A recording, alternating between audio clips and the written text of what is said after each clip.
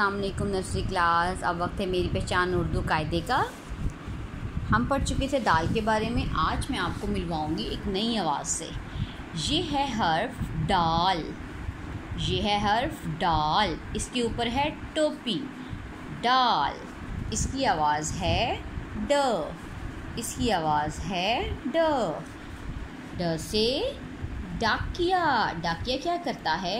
हमारे ख़त एक दूसरे को ख़त देता है।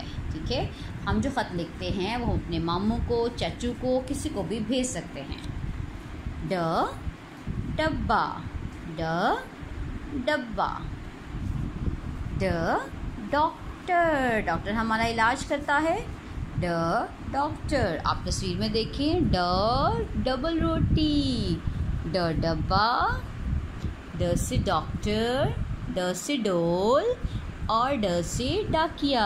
चलिए मैं आपको नज़्म पढ़ाती हूँ। अली को हुआ है तेज़ बुखार, खाया उसने खट्टा अचार।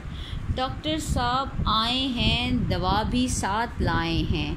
इतने में डाकिया भी आया, डॉक्टर साहब की डाक लाया।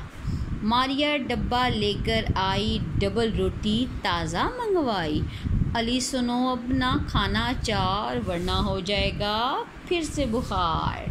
हमने पढ़ा ड के बारे में। ड से डाकिया, ड से डब्बा, ड से डॉक्टर, ड से डबल रोटी, ड से डोल।